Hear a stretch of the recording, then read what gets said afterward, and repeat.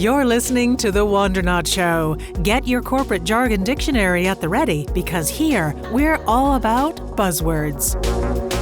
Hello and welcome to The Wandernaut Show and our hit podcast series, I think I can call it hit now, which is all about buzzwords. I'm Alex and I'd like you to think of me as a kind of business bird.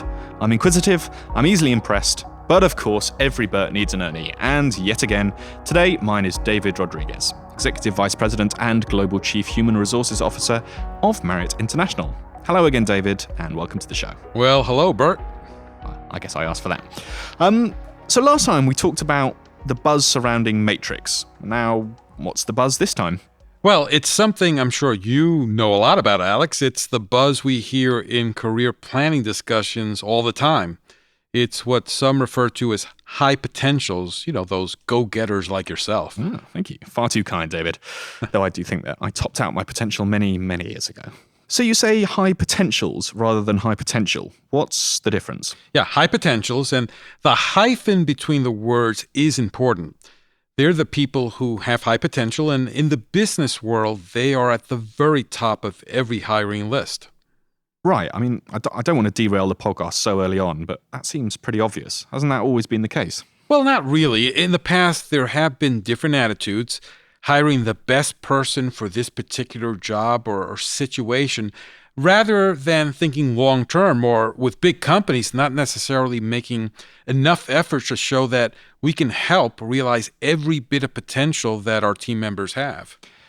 Are you saying, as far as getting a job is concerned, that it's really a seller's market, that the job seeker has the upper hand? When it comes to the very best talent, it always has been. Businesses are just catching up with that reality.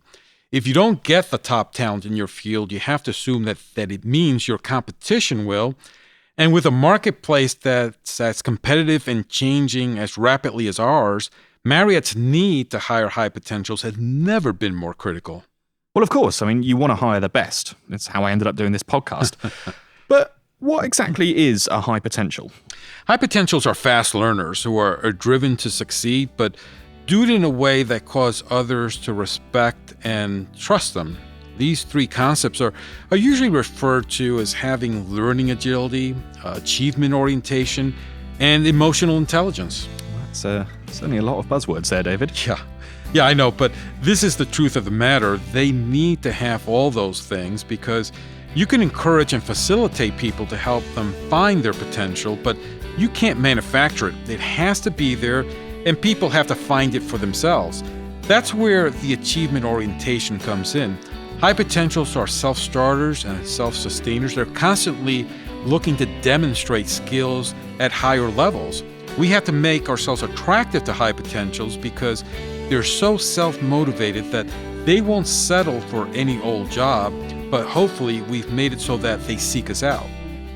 So if these people, these seemingly super people, are so switched on, aren't they always going to be looking for the next move? Well, high potential doesn't necessarily equate to a lack of loyalty, but that's where our planning comes in. First, we have to attract them, which we do through careful targeting in our recruitment. Here's the secret sauce. High potentials look to see if an organization is as authentic as it is forward-looking and modern. At Marriott, we focus on sharing our enduring company core values. We reach out to high potential to have a dialogue with them on the most up-to-date digital channels, and we have a real focus on sharing our philosophies on how we continually put people first, with well-being programs and a commitment to inclusion, for example. We also make sure that they learn about the exciting cutting-edge products and services that we're continuously innovating for the marketplace. The feedback we get is that Marriott is a welcoming place to all where a lot of exciting things are going on. That sure sounds a lot like Gem Blend culture to me there, David. Hey, you're listening and learning, Alex. Indeed it is. Well, I'm learning from the best. So what then? Well, then we have to convince them that Marriott is the best place for them to realize that potential. And we have a lot in our armory for that because it's at the very center of life here. We've got a pilot program that's just getting off the ground called Talent Network Teams, which enables our associates to spend a few hours a month working on projects completely outside their day-to-day. So they're meeting new colleagues and bringing completely innovative solutions to business challenges we face. We've also got a program called the Voyage Global Leadership Development Program that gives recent college graduates an experience that's almost like an advanced degree in Marriott in the course of 12 to 18 months. And that program is turning out amazing managers. And we've also got a cross-generational mentoring program so that existing successful staff can pass on their knowledge. These are just a few of the programs we offer to our associates because if we want high potentials to serve us well, we have to serve them well. And that sounds great, but with that many people making sure your staff are looked after, how does any actual work get done? That's where this all pays off. All of our programs help people to grow professionally while they contribute to business success. Thanks to our approach, we've seen amazing levels of associate engagement. So we have a team of associates that is both brilliant and dedicated to the company's success.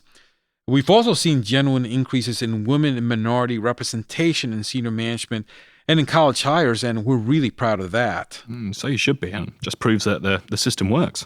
Well, I could share a few stories, but here's one. We had a very high potential fellow who was offered a job by in another industry, luckily not a competitor, but another industry.